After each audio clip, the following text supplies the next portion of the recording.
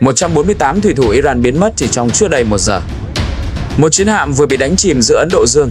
Theo các thông tin lan truyền, một tàu ngầm Mỹ đã phóng ngư lôi và đánh trúng con tàu này ngay trên vùng biển quốc tế.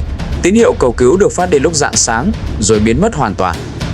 Khi lực lượng cứu hộ tiếp cận hiện trường, chỉ 32 người còn sống sót giữa những mảnh vỡ và vệt dầu loang trên mặt biển. Những vụ chìm tàu này có thể chỉ là khởi đầu. Chỉ vài giờ sau đó, các mục tiêu nhạy cảm của Mỹ tại Trung Đông bắt đầu bị nhắm tới bằng máy bay không người lái. Washington và theo Aviv lập tức mở rộng chiến dịch quân sự. Máy bay ném bom B-52, B-1 và cả B-2 tàng hình xuất hiện trên bầu trời Iran. Các đợt không kích dồn dập khiến nhiều khu vực quân sự tại Tehran chìm trong biển lửa. Tuy nhiên, điều khiến các chuyên gia bất ngờ là dù nhiều lãnh đạo quân sự cấp cao bị loại khỏi cuộc chơi, Iran vẫn tiếp tục phản công. Điều gì đang giữ cho cỗ máy chiến tranh này vận hành? Rạng sáng trên vùng biển Ấn Độ Dương, một chiến hạm Iran bất ngờ phát đi tín hiệu cầu cứu khẩn cấp. Thông điệp được truyền đi trong vài giây, ngắn ngủi trước khi hệ thống liên lạc của con tàu tắt hoàn toàn. Những gì xảy ra sau đó diễn ra cực kỳ nhanh. Theo các nguồn tin lan truyền trong giới quân sự, một tàu ngầm của Hải quân Mỹ đã theo dõi con tàu này từ dưới lòng biển sâu trong nhiều giờ trước khi ra tay. Khi mục tiêu được khóa, một quả ngư lôi hạng nặng được phóng đi từ độ sâu lớn dưới mặt nước. Chỉ vài phút sau, một vụ nổ dữ dội xảy ra dưới đáy chiến hạm. Các thủy thủ trên tàu gần như không có thời gian để phản ứng. Những nhân chứng sống sót sau đó kể lại rằng toàn bộ con tàu rung chuyển dữ dội như thể bị nâng lên khỏi mặt nước rồi thả xuống. Hệ thống điện trên tàu lập tức tắt ngúm. Các hành lang chìm trong bóng tối trong khi nước biển bắt đầu tràn vào từ phần thân tàu bị phá hủy. Con tàu bắt đầu nghiêng sang một bên. Trong bóng tối của buổi rạng sáng, các thủy thủ chạy về phía bong tàu trong sự hỗn loạn. Một số người cố gắng khởi động các hệ thống khẩn cấp, những người khác tìm cách mặc áo phao và chuẩn bị rời tàu. Nhưng tình hình đã vượt khỏi tầm kiểm soát. Trên tàu khi đó có khoảng 180 thủy thủ. Tín hiệu cầu cứu được phát đi ngay sau vụ nổ đầu tiên, nhưng chỉ chưa đầy 1 giờ sau, chiến hạm này đã biến mất hoàn toàn khỏi mặt biển. Khi các tàu cứu hộ từ Sri Lanka cùng những tàu thương mại gần đó tiếp cận hiện trường, họ chỉ nhìn thấy những mảnh vỡ nổi trên mặt nước cùng một vệt dầu loang kéo dài hàng trăm mét. Một số thủy thủ đã kịp nhảy xuống biển trước khi con tàu chìm. Những người này được kéo lên khỏi mặt nước trong tình trạng bị thương và kiệt sức. Cơ thể họ phủ đầy dầu và nước biển sau nhiều giờ trôi dạt giữa đại dương. Tổng cộng 32 người sống sót được tìm thấy. Phần còn lại của thủy thủ đoàn hơn 140 người được cho là đã mất tích cùng con tàu dưới đáy biển sâu. Vụ việc lập tức gây chấn động trong giới quân sự quốc tế. Những tàu ngầm tấn công hạt nhân của Mỹ từ lâu đã được xem là một trong những lực lượng nguy hiểm nhất trên đại dương. Chúng có thể theo dõi mục tiêu trong nhiều giờ, thậm chí nhiều ngày mà không bị phát hiện. Khi ra tay, cuộc tấn công thường diễn ra cực kỳ nhanh và chính xác. Ngư lôi hạng nặng được sử dụng trong những nhiệm vụ như vậy có thể phá hủy một chiến hạm chỉ bằng một cú đánh duy nhất dưới phần thân tàu. Chính vì vậy, nhiều con tàu bị đánh trúng thường không có cơ hội chống đỡ. Điều khiến nhiều chuyên gia chú ý là dường như chiến hạm Iran đã không kịp phản ứng trước cuộc tấn công này. Không có dấu hiệu cho thấy con tàu đã phát hiện được tàu ngầm đối phương trước khi vụ nổ xảy ra. Nếu điều đó là chính xác, nó cho thấy cuộc tấn công đã được thực hiện với mức độ bất ngờ gần như tuyệt đối. Nhưng bản thân vụ chìm tàu này không phải là điều duy nhất khiến khu vực Trung Đông rung chuyển. Trong nhiều năm qua, Mỹ và Iran đã đối đầu với nhau trong một cuộc cạnh tranh căng thẳng trên nhiều mặt trận khác nhau. Từ vùng vịnh Ba Tư đến Iraq, Syria và cả các tuyến hàng hải quốc tế, hai bên liên tục thử thách giới hạn của nhau thông qua các chiến dịch quân sự gián tiếp. Hạm đội 5 của Hải quân Mỹ đặt căn cứ tại Bahrain thường xuyên triển khai tàu chiến, máy bay tuần tra và tàu ngầm trên khắp khu vực. Trong khi đó, Iran cũng duy trì một lực lượng hải quân và lực lượng vệ binh cách mạng hoạt động rộng khắp vùng biển Trung Đông. Những cuộc chạm trán giữa tàu chiến hai bên đã từng xảy ra nhiều lần trong quá khứ. Tuy nhiên, phần lớn các sự cố đều được kiểm soát trước khi leo thang thành xung đột trực tiếp. Chính vì vậy, một cuộc tấn công khiến một chiến hạm bị đánh chìm ngay trên vùng biển quốc tế được xem là một bước leo thang cực kỳ nguy hiểm. Tin tức về vụ việc lan truyền nhanh chóng. Những hình ảnh đầu tiên từ hiện trường cho thấy các tàu cứu hộ đang tìm kiếm người sống sót giữa những mảnh vỡ trôi nổi trên mặt biển. Một số thủy thủ được đưa lên bong tàu trong tình trạng kiệt sức sau nhiều giờ vật lộn với sóng nước. Trong khi đó, những thông tin từ Washington bắt đầu xuất hiện. Các nguồn tin quân sự cho biết một tàu ngầm Mỹ đã tham gia vào cuộc tấn công. Tuyên bố từ phía Lầu Năm Góc mang giọng điệu cứng rắn khi nhấn mạnh rằng các lực lượng hải quân Mỹ có thể tấn công mục tiêu ở bất kỳ đâu nếu cần thiết. Thông điệp được gửi đi rất rõ ràng. Khoảng cách địa lý không phải là lá chắn an toàn. Tuy nhiên, chỉ vài giờ sau vụ chìm tàu, một diễn biến khác bắt đầu thu hút sự chú ý của giới quan sát. Tại thủ đô Riyadh của Ả Rập Xê Út, một mục tiêu được cho là có liên quan đến hoạt động của cơ quan tình báo Mỹ bất ngờ bị nhắm tới bởi một cuộc tấn công bằng máy bay không người lái. Thông tin này chưa được xác nhận hoàn toàn, nhưng nó lập tức làm dấy lên những lo ngại rằng vụ chìm tàu ngoài Ấn Độ Dương có thể chỉ là khởi đầu của một chuỗi leo thang lớn hơn. Nếu Iran thực sự đứng sau cuộc tấn công bằng máy bay không người lái này, điều đó có nghĩa là cuộc đối đầu giữa hai bên đã bước sang một giai đoạn hoàn toàn mới. Và khi những tín hiệu đầu tiên của các cuộc tấn công bắt đầu xuất hiện trên bầu trời Trung Đông, nhiều chuyên gia quân sự nhận định rằng tình hình có thể sắp vượt khỏi tầm kiểm soát. Một cuộc chiến quy mô lớn đang bắt đầu hình thành. Chỉ vài giờ sau vụ chìm tàu ngoài Ấn Độ Dương, những dấu hiệu đầu tiên của một cuộc leo thang quân sự bắt đầu xuất hiện trên khắp Trung Đông.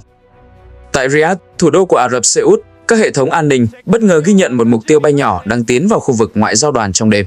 Những radar phòng thủ phát hiện vật thể này chỉ vài phút trước khi nó lao xuống khu vực gần Đại sứ quán Mỹ. Theo các nguồn tin khu vực, đấy có thể là một máy bay không người lái mang thuốc nổ.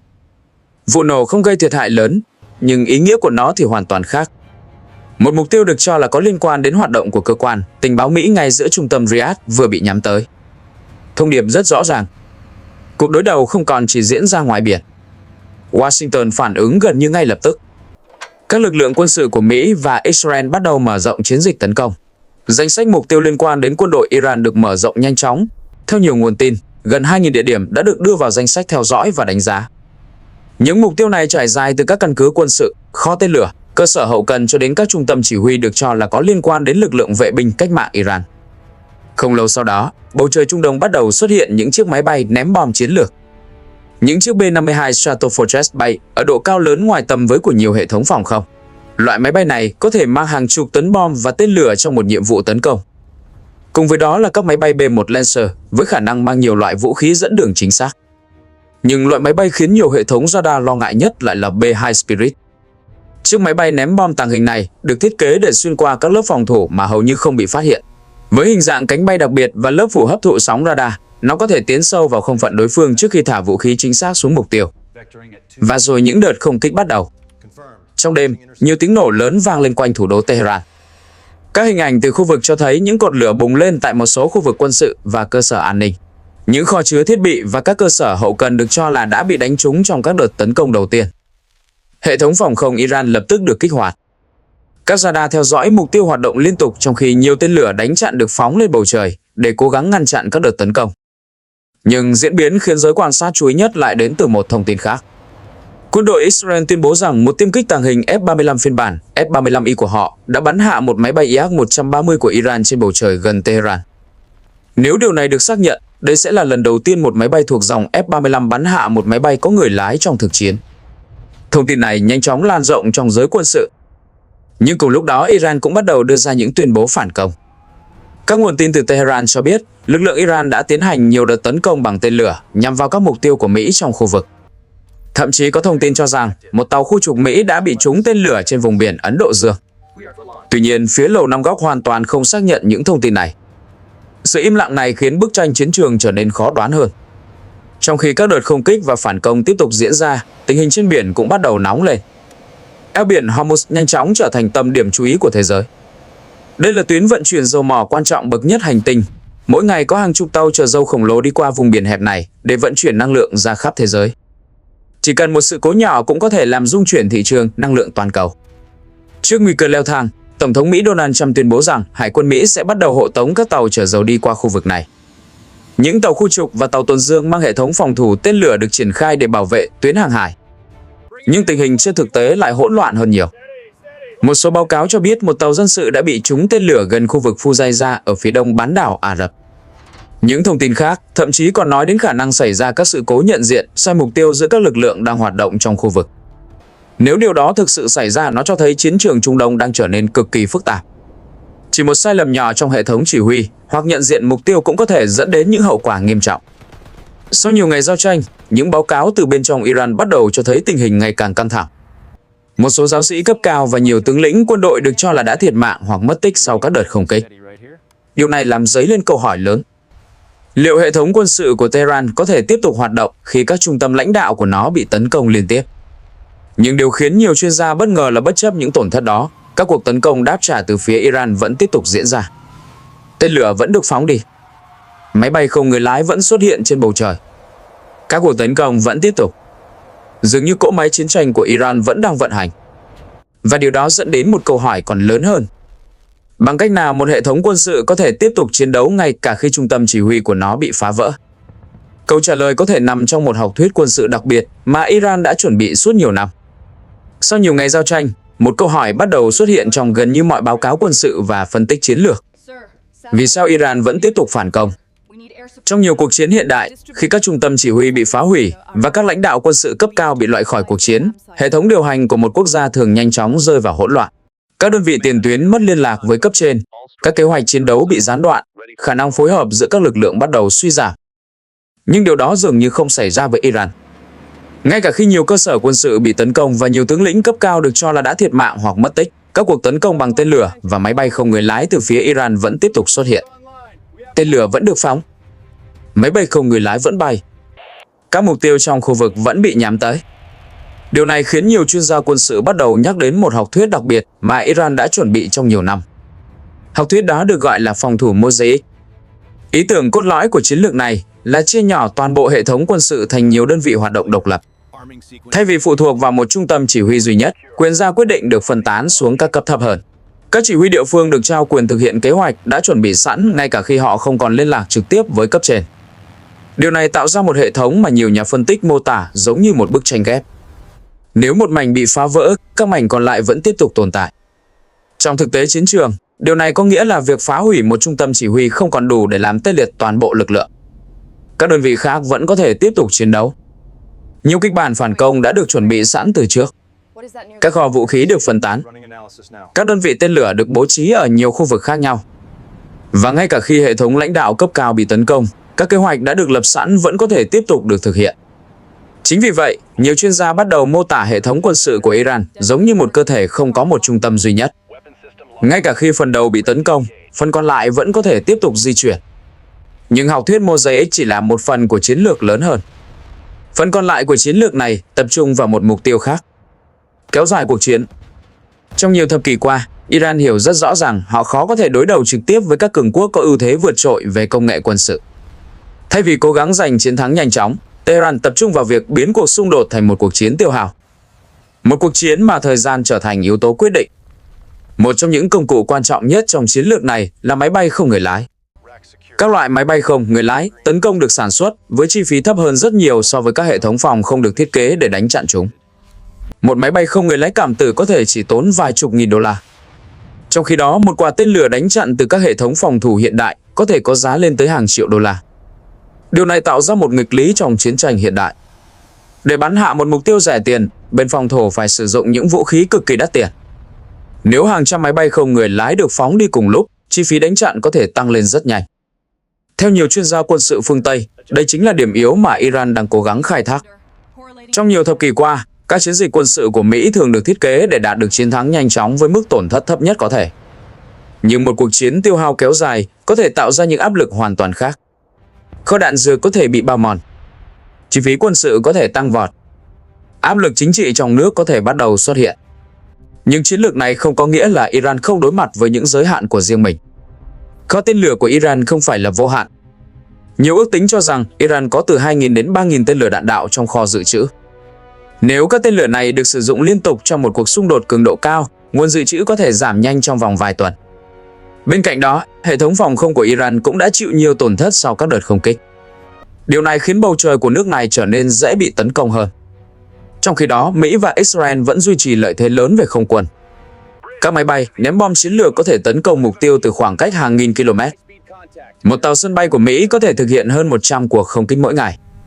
Điều đó có nghĩa là cả hai bên đều đang bước vào một cuộc chiến mà không bên nào có thể dễ dàng giành chiến thắng nhanh chóng. Iran vẫn tiếp tục phóng tên lửa. Mỹ và Israel vẫn tiếp tục không kích. Các tuyến hàng hải chiến lược vẫn nằm trong tình trạng căng thẳng. Và khi cả hai bên đều tiếp tục leo thang, câu hỏi lớn nhất lúc này không còn là bên nào sẽ tấn công tiếp theo. Câu hỏi thực sự là ai sẽ cạn nguồn lực trước. Và nếu cuộc chiến tiêu hao này thực sự bắt đầu, không ai có thể chắc chắn nó sẽ kéo dài bao lâu. Sau nhiều ngày giao tranh, bức tranh của cuộc xung đột bắt đầu rõ ràng hơn. Một chiến hạm Iran bị đánh chìm giữa Ấn Độ Dương đã trở thành điểm khởi đầu cho một chuỗi leo thang quân sự nguy hiểm trên khắp Trung Đông. Từ những đòn tấn công dưới lòng biển cho tới các cuộc không kích trên bầu trời Tehran, cường độ xung đột đã tăng lên nhanh chóng chỉ trong thời gian rất ngắn. Các máy bay ném bom chiến lược, các hệ thống phòng không hiện đại, tên lửa đạn đạo và máy bay không người lái đang liên tục được sử dụng trên nhiều mặt trận khác nhau. Điều này cho thấy cuộc đối đầu không còn chỉ là những va chạm nhỏ lẻ như trước đây. Nó đang dần biến thành một cuộc thử sức quy mô lớn giữa các chiến lược quân sự hoàn toàn khác nhau. Một bên sở hữu ưu thế vượt trội về công nghệ, không quân và khả năng tấn công tầm xa. Các máy bay ném bom chiến lược, tàu sân bay và hệ thống vũ khí hiện đại cho phép họ tiến hành các cuộc tấn công chính xác trên khoảng cách hàng nghìn km. Với sức mạnh đó, nhiều người tin rằng chiến tranh có thể được kết thúc nhanh chóng bằng các đòn tấn công áp đảo. Nhưng phía bên kia lại đang sử dụng một chiến lược hoàn toàn khác. Học thuyết phòng thủ Mosaic của Iran cho phép hệ thống quân sự tiếp tục hoạt động ngay cả khi nhiều trung tâm chỉ huy bị tấn công. Các đơn vị nhỏ được phân tán, các kế hoạch phản công được chuẩn bị sẵn và quyền ra quyết định được chia xuống các cấp thấp hơn. Điều này khiến bộ máy chiến đấu trở nên khó bị phá hủy hoàn toàn. Bên cạnh đó, chiến lược tiêu hao cũng đang bắt đầu thể hiện rõ. Máy bay không người lái và các loại tên lửa chi phí thấp được sử dụng để gây áp lực lên các hệ thống phòng không hiện đại. Khi một mục tiêu rẻ tiền buộc đối phương phải sử dụng những vũ khí đánh chặn cực kỳ đắt đỏ, chi phí của cuộc chiến có thể tăng lên rất nhanh. Nếu cuộc xung đột tiếp tục kéo dài, cả hai bên đều có thể đối mặt với những giới hạn của riêng mình. Kho đạn dược có thể bị bào mòn, chi phí quân sự có thể tăng vọt, áp lực chính trị trong nước có thể bắt đầu xuất hiện. Và trong khi các lực lượng quân sự tiếp tục đối đầu, những tuyến hàng hải quan trọng như eo biển Hormuz vẫn nằm trong tình trạng cực kỳ căng thẳng. Chỉ cần một sự cố nhỏ tại khu vực này cũng có thể làm rung chuyển thị trường năng lượng toàn cầu và kéo thêm nhiều quốc gia khác vào vòng xoáy xung đột. Chính vì vậy, nhiều nhà phân tích cho rằng cuộc đối đầu hiện tại có thể chỉ mới là giai đoạn đầu của một cuộc khủng hoảng lớn hơn. Câu hỏi lớn nhất lúc này không chỉ là bên nào đang giành lợi thế trên chiến trường. Câu hỏi thực sự là liệu các bên có thể kiểm soát được mức độ leo thang của cuộc xung đột này hay không? Và nếu chiến tranh tiêu hao thực sự bắt đầu, hậu quả của nó có thể kéo dài trong nhiều năm. Nếu bạn muốn tiếp tục theo dõi những phân tích sâu hơn về các chiến lược quân sự, các cuộc xung đột hiện đại và những diễn biến đang thay đổi cục diện thế giới, hãy nhấn đăng ký kênh Hồ sơ Quân giới để không bỏ lỡ những video tiếp theo.